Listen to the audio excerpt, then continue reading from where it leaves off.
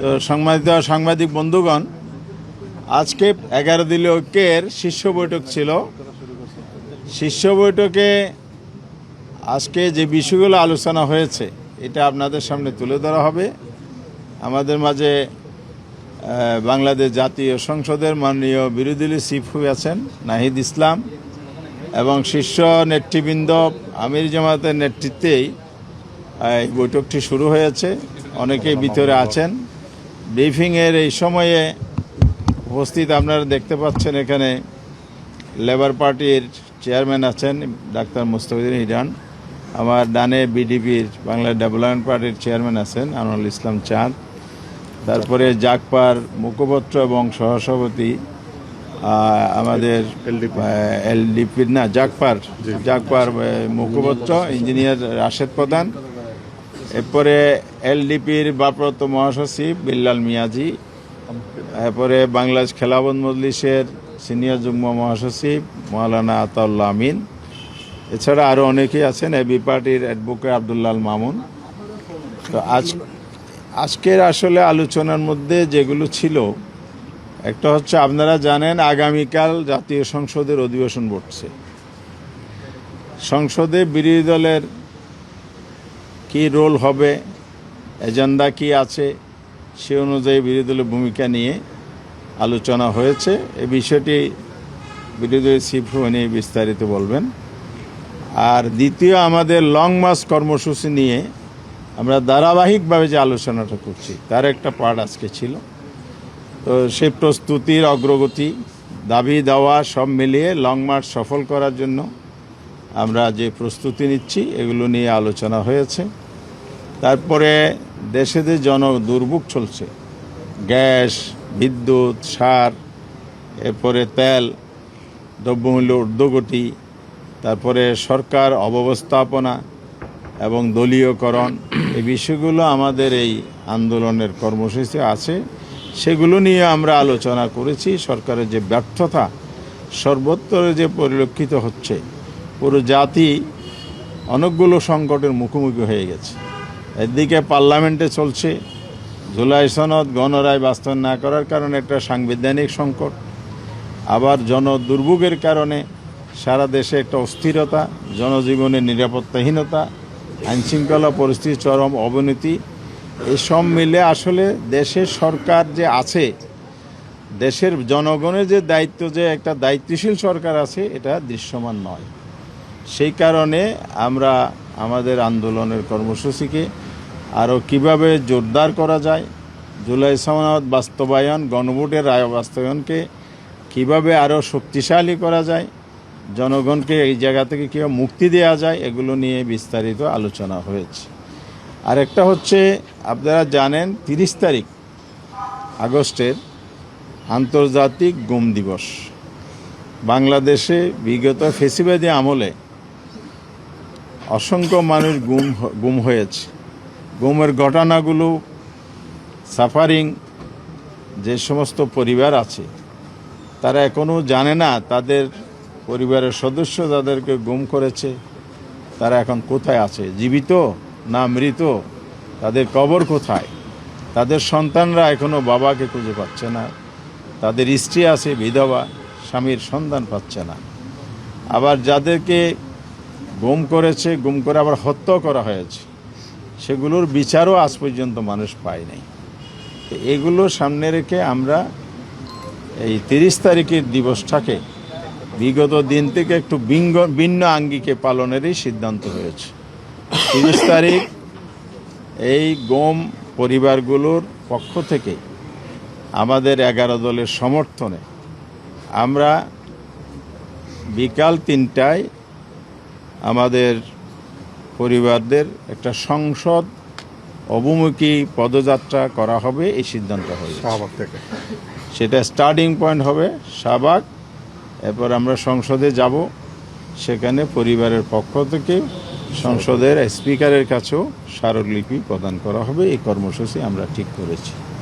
তো আমরা এই কর্মসূচি লং মার্চ, গুম আন্তর্জাতিক যে দিবস, এরপরে সংসদের বিরোধী দলের অবস্থান, সরকারের যে নানা কৌশলে জুলাই সনদ বাস্তবায়ন না করে এড়িয়ে যাওয়া, উপেক্ষা করার যে ঘটনা ঘটছে, এগুলো যে দেশের নতুন নতুন সংকটের জন্ম দিচ্ছে এবং এই সরকার দেশটাকে একটা বিভিন্নভাবে অকার্যকর সংসদ, অকার্যকর রাষ্ট্র অতীতও হয়েছে, সেই পথেই যে আবার পথ চলা শুরু করেছে। এই কনসার্ন, উদ্বিগ্নতা সব কিছু নিয়ে আজকে পুরো দেশবাসীকে ঐক্যবদ্ধ করে আমরা এখান থেকে নাজাত এবং মুক্তি পাওয়ার পথ খুঁজছি। সেই জন্য আমরা সংগ্রাম আন্দোলনে এখনও আছি, অব্যাহত রাখবো ইনশাআল্লাহ। তো এই হচ্ছে মোটামুটি আজকের এজেন্ডাগুলোর বর্ণনা। তবে এ ব্যাপারে এখন আপনাদের সামনে বিস্তারিত বক্তব্যটা তুলে ধরবেন আমাদের বিরোধী দলের মাননীয় চিফ হুইপ। জুলাই যোদ্ধা, ফ্রন্টলাইনে যারা যুদ্ধ করেছেন, যারা নির্যাতিত হয়েছেন, তাদেরই প্রতিনিধিত্ব করছেন এনসিবির আহ্বায়ক আমাদের চিফ হুইপ বিরোধী দলের জনাব নাহিদ ইসলাম এখন আপনাদের সামনে বিষয়গুলো তুলে ধরবেন।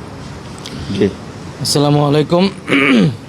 প্রিয় সাংবাদিক ভাই বোনেরা এবং প্রিয় দেশবাসী, আজকে ঢাকাস্থ এই মিন্টু রোডে জাতীয় সংসদের মাননীয় বিরোধী দলীয় নেতার সরকারি বাসভবনে 11 দলের নেতৃবৃন্দের, শীর্ষ নেতৃবৃন্দের বৈঠক হয়েছে এবং বৈঠকে সমসাময়িক বাংলাদেশের যে রাজনৈতিক পরিস্থিতি সেগুলো নিয়ে আলোচনা হয়েছে। আমাদের তৃতীয় যে অধিবেশন শুরু হতে যাচ্ছে আগামীকাল থেকে সংসদে, সেই অধিবেশনে আলোচ্য এজেন্ডাগুলো, আমাদের করণীয়, সেগুলো নিয়ে আলোচনা হয়েছে এবং দেশে যে চলমান জনদুর্ভোগ রয়েছে সেগুলা বিষয়ে বিরোধী দল হিসেবে আমাদের সমন্বিত ভূমিকা, ঐক্যবদ্ধ ভূমিকা, সে বিষয়ে আমরা আমাদের নীতি এবং কৌশলগুলো নির্ধারণ করেছি। এবং যেমনটা আপনাদেরকে সামনে ভূমিকায় বললেন হামিদুর রহমান আজাদ সাহেব, 11 দলের সমন্বয়ক, তো সেই বিষয়গুলো আমরা আলোচনা হয়েছে। আমাদের আজকের আলোচনায় একটা বড় কনসার্ন এসেছে যে আমরা দেখতে পাচ্ছি যে আগামীকালকে যে অধিবেশন শুরু হতে যাচ্ছে সেখানে জাতীয় মানবাধিকার কমিশন আইন, সেটার খসড়া, সেটার বিল উত্থাপন হবে এবং পর্যায়ক্রমে গুমের আইন সহ আরও কয়েকটি গুরুত্বপূর্ণ অধ্যাদেশ, অন্তর্বর্তী সরকারের করে যাওয়া অধ্যাদেশ যেগুলো এই সরকার এসে ল্যাপস করেছিল প্রথম অধিবেশনে, সেগুলো তারা নিয়ে আসছে। তো এই বিষয়ে আমাদের বক্তব্য হচ্ছে, আমরা তখনই বলেছিলাম প্রথম অধিবেশনে যে এই অধ্যাদেশগুলো ল্যাপস না করার জন্য যদি কোনো পরিবর্তন প্রয়োজন হয় সেটাকে আইনে পরিণত করা এবং কোনো পরিবর্তন বা সংশোধন প্রয়োজন হলে সেটা আলোচনা সাপেক্ষে পরবর্তীতে আমরা এটা করতে পারবো। কিন্তু তখন তারা বলেছিল যে তারা আরও শক্তিশালী করে এই আইনগুলো নিয়ে আসবে। এবং আমরা সকলেই জানি যে বিগত 16 বছরে ফ্যাসিবাদী আমলে আমাদের প্রধানতম একটা জায়গা ছিল দেশের নাগরিকদের মানবাধিকার হরণ। যারা রাজনৈতিকভাবে ভিন্নমত পোষণ করত, ধারণ করত, তাদেরকে গুম করা হয়েছে, নির্বিচারে নির্যাতন করা হয়েছে, আইন শৃঙ্খলা বাহিনী দ্বারা রাষ্ট্র কর্তৃক এই নির্যাতন বিভিন্ন সময় করা হয়েছে এবং যার কোনো জবাবদিহিতা ছিল না। মানবাধিকার কমিশন একটি ছিল, বিচার ব্যবস্থা ছিল, কিন্তু কোনো ব্যবস্থাই সেই সময় কিন্তু কাজ করে নাই, কারণ দেশে গণতন্ত্র ছিল না, ফলে মানবাধিকার সুরক্ষিত হয়নি। ফলে আমাদের সকলের চাওয়া ছিল যে গণতন্ত্র প্রতিষ্ঠার পাশাপাশি গণতন্ত্র প্রতিষ্ঠার জন্যই আমাদের মানবাধিকার এই বিষয়টা যাতে সুরাহা হয়, দেশে যাতে কারো মানবাধিকার হরণ না হয়। এবং গুমের বিষয়টা বাংলাদেশে আমরা আর কোনো গুমের ঘটনা আমরা দেখতে চাই না, যদিও আমরা এই সরকারের সময় একটি গুমের ঘটনা কিন্তু শুনতে পেরেছি মিরাজ শেখ নামে।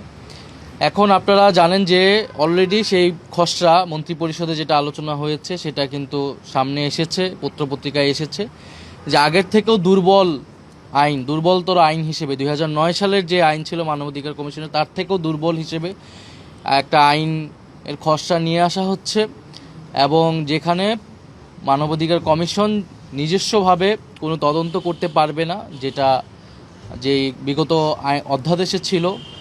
এবং আইন শৃঙ্খলা বাহিনীর কাছে, অর্থাৎ পুলিশের কাছেই কোনো গুমের ঘটনা যদি আসে বা মানবাধিকার হরণের ঘটনা আসলে পুলিশের কাছেই সেটার ব্যাখ্যা আসলে চাইতে পারবে তারা, এবং পুলিশ বা আইন শৃঙ্খলা বাহিনী সেটা নিজেই তদন্ত করবে। অর্থাৎ যাদের বিরুদ্ধে গুম বা মানবাধিকার হরণের মতো ঘটনার অভিযোগ আসছে, যে আইন শৃঙ্খলা বাহিনী বা রাষ্ট্রীয় বাহিনী, তারাই যদি গুমের এই ঘটনার তদন্ত করে, সেইটার স্বচ্ছতা নিয়ে, সেইটার স্বচ্ছতা এবং গ্রহণযোগ্যতা নিয়ে কিন্তু প্রশ্ন তৈরি হয়।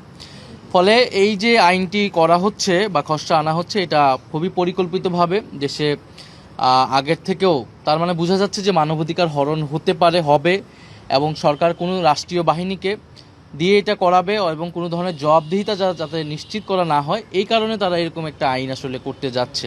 ফ্যাসিবাদী আমলের থেকেও একটা খারাপ আইন তারা আনার চেষ্টা করছে, যেটা আমরা মনে করি যে গণ অভ্যুত্থানের যে আকাঙ্ক্ষা, গণতন্ত্রের যে আকাঙ্ক্ষা, সেই আকাঙ্ক্ষার পরিপন্থী। গুমের আইনকেও তারা এরকম দুর্বলতর করে হিসেবে আনছে। পাশাপাশি মানবাধিকার কমিশনের যে বাছাই কমিটি, মানবাধিকার কমিশন যেভাবে নির্ধারিত হবে, সেটিও তারা সেখানে সরকারি মন্ত্রীদের প্রাধান্য দিয়ে একটা বাছাই কমিটি যেটা করছে, যেটাও নিরপেক্ষভাবে বাছাই করবে না। অর্থাৎ যাদেরকে জবাবদিহিতা করার জন্য এই কমিশন, সরকার বা নির্বাহী বিভাগকে, তাদের দ্বারাই এই বাছাই কমিটি আবার তৈরি হবে। ফলে এরকম অনেকগুলো ধারায় আমাদের সমালোচনা রয়েছে এবং অলরেডি এটা মানুষ এটা আলোচনা করছে। ফলে আমরা, সরকার যে কমিটমেন্ট করেছিল যে তারা আরও শক্তিশালী আইন বা আরও ভালো আইন আনবে, দেখা গেল তারা অন্তর্বর্তী সরকারের যে অধ্যাদেশ করে যাওয়া অধ্যাদেশ, তার থেকেও খারাপ আইন তারা আনছে এবং তারা এটি ধারাবাহিকভাবে করে যাচ্ছে। বলে জুলাই সনদ অক্ষরে অক্ষরে পালনের কথা বলে তারা সম্পূর্ণভাবে উল্টো পথে হাঁটছে এবং ফ্যাসিবাদী আমলের থেকেও খারাপ আইন তারা তৈরি করার চেষ্টা করছে। ফলে সেটা যদি তারা চেষ্টা করে, আমরা আগেও বলেছি যে তাদেরকে অবশ্যই গণ আন্দোলনের মুখে পড়তে হবে। আমরা সংসদে আমাদের সংসদীয় যেই রীতিনীতি, সেটা মেনে আমরা সেটার প্রতিবাদ বা জবাব বা আলোচনা আমরা করব এবং পাশাপাশি রাজপথে আমাদের নিয়মতান্ত্রিক গণতান্ত্রিক আন্দোলন চলমান থাকবে। আমরা জুলাই সনদ, গণভোট, এই গণভোটের রায় অনুযায়ী সেই রায়ের দাবিতে আমাদের আন্দোলন এটা চলমান থাকবে 11 দলের। সেই লক্ষ্যে আমাদের যে লং মার্চ, সেই লং মার্চ নিয়েও আজকে আলোচনা হয়েছে। আমরা আপনাদের মাধ্যমে জনগণকে আহ্বান করছি সেই লং মার্চে স্বতঃস্ফূর্তভাবে অংশগ্রহণের জন্য। এবং এই দেশে এই মুহূর্তে যে বিদ্যুতের সংকট, গ্যাস সংকট, আপনারা দেখছেন মন্ত্রীরাও যখন কথা বলছে বিদ্যুৎ চলে যাচ্ছে এবং তারা মুখে আবার বলার চেষ্টা করছে ইনিয়ে বিনিয়ে যে দেশে আসলে সংকট নাই, অথবা বলতেছে তারা কোনো কিছুই করতে পারবে না। এবং আরেকটি সংকট যুক্ত হয়েছে, সেটা হচ্ছে সার সংকটের কারণে আমাদের কৃষকদের ভোগান্তি তৈরি হচ্ছে। ফলে এর মধ্য দিয়ে তারা আবার এই ধরনের ঘৃণ্য আইন পাশ করার চেষ্টা করছে। ফলে আমরা মনে করছি যে জনগণ এটির পক্ষে কোনোভাবেই এটি মেনে নেবে না।